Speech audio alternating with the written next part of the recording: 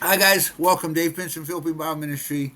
Um, First of all, I just want to say something because I had a video that about Michael Heiser that went pretty. For me, it's a big deal, over 500 views. And what I noticed, I had nothing against the guy. I think he could be a. I'm not saying he's not a godly man, or I didn't attack his character or anything. And some of the views. Here's what I wanted to say about it. Just this thing. I was only trying to make one point about the Bible.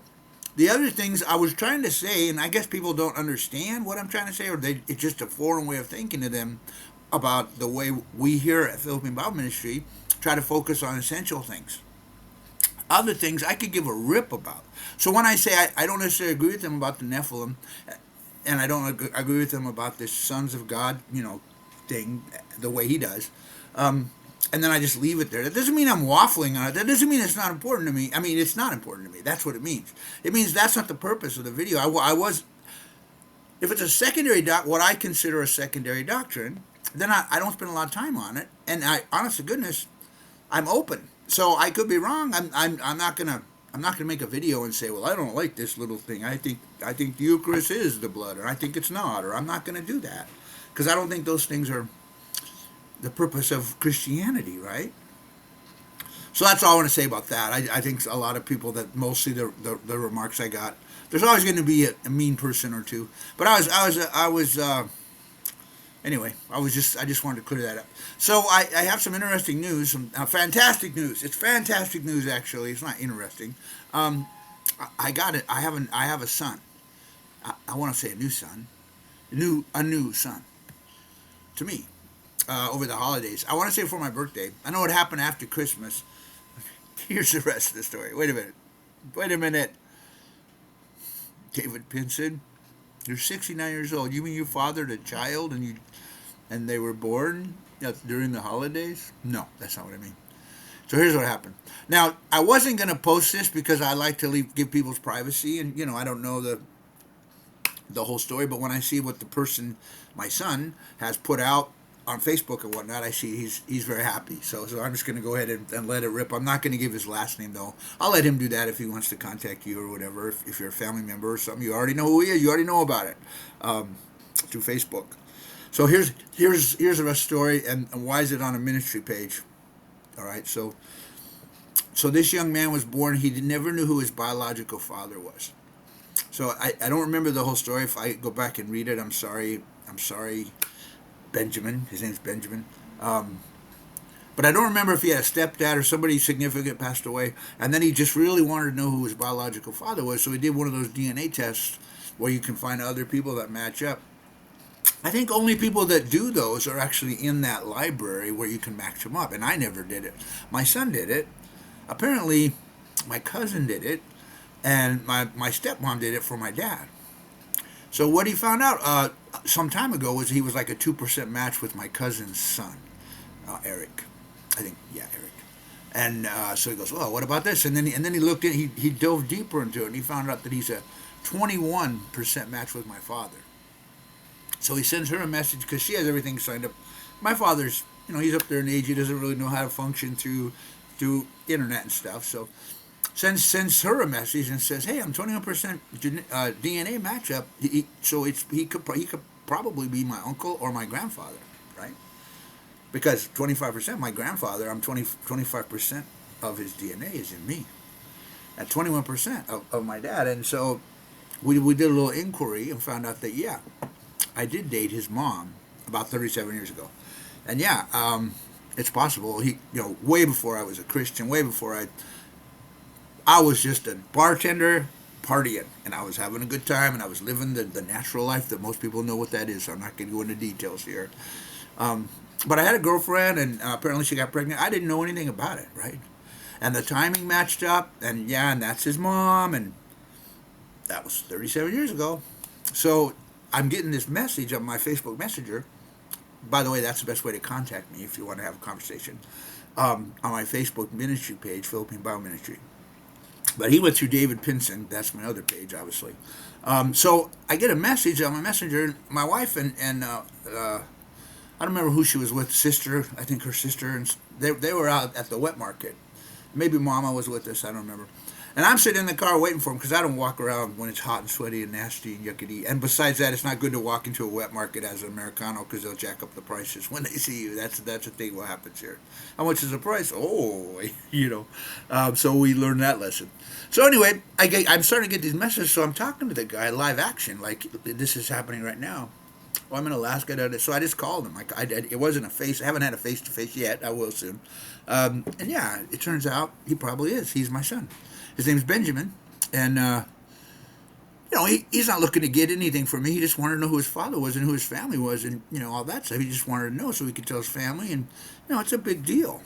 It is a big deal, right? And so what does that have to do with no? So why do I post this? First of all, I'm going to put this out to everyone on Facebook who knows me.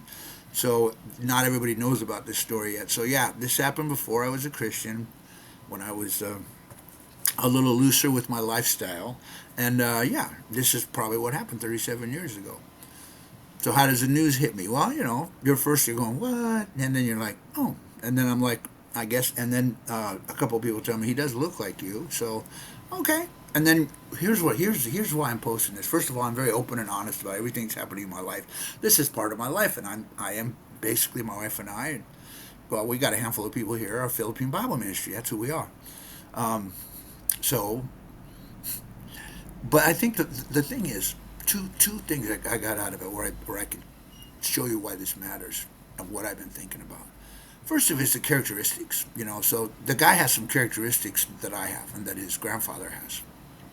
Some good, some bad, right? Like we talked about the sins of the father the other day. Well, he went through some of that too, and I went through it, and his mom went through it, and my dad has been in it, and several family members, almost my whole family has been involved in recovery from drugs and alcohol, right? So there's character, and I'm not telling stories out of school. I don't think I am about my son Benjamin because he's been sober for 2 years. So I'm very proud of him. On that note, and I've been sober since March 8th, 1988. And very, very rarely do I look back. I don't really care about that. Life has enough excitement. I don't need to twist my brain. My brain has enough issues anyway. That's another story.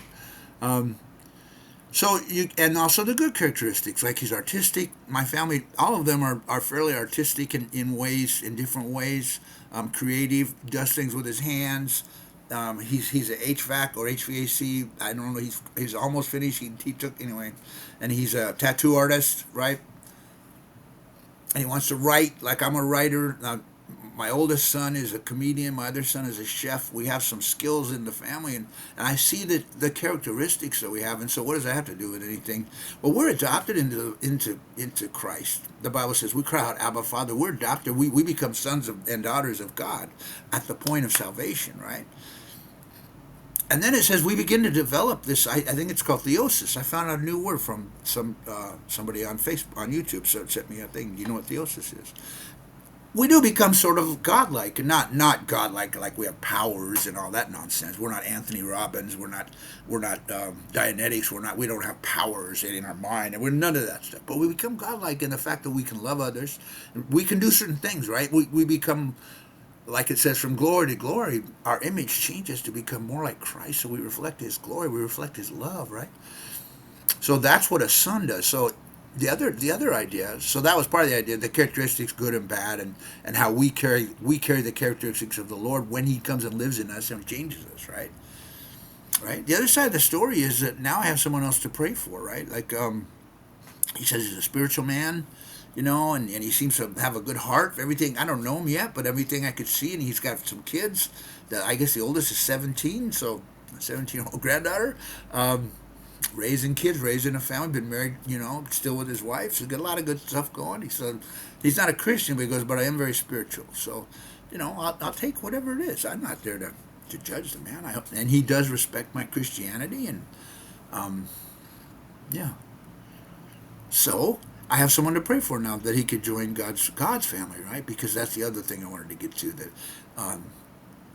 I thought I told you guys this before, but one time I felt like the Lord told me not long after I got saved I got saved in 1993. It was just a few years later when people in my family started to get saved. Like my mom was the first one, and then my aunts, and then different people got saved in the family. Everyone before they died made a profession of faith, including my stepdad, who died of cancer, really bad. I think it was bone cancer. Everyone made a profession of faith before they passed, except my grandfather Pinson. That's another story. We're not going to talk about that today. And I feel like the Lord said, "And all your family shall be saved, David, if you just love God and love others." So that's what we're praying for. Anyway, I'm glad I have a new son. I can't wait to get to know him. And he lives in Alaska, and which is interesting too, because I've always, for some reason, for the last, I don't know how long, many years, Alaska and Hawaii and Florida were always places where I was, because I was sort of a vagabond in a way when I was younger. I always wanted to move around, and I'm the one who did move around, right?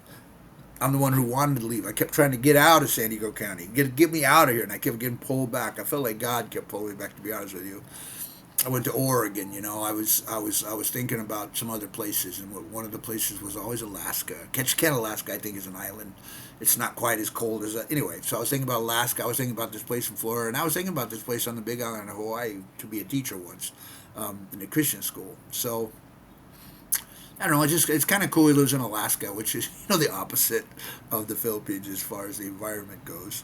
But maybe someday I'll make a trip to Alaska, or maybe he'll make a trip to the Philippines, or maybe we'll meet in the middle somewhere, and visit with my other family, and that I have a new son, and I'm also a son of God, and I pray you all will be. So that's what I wanted to share with you guys. Goodbye. Ta ta for now.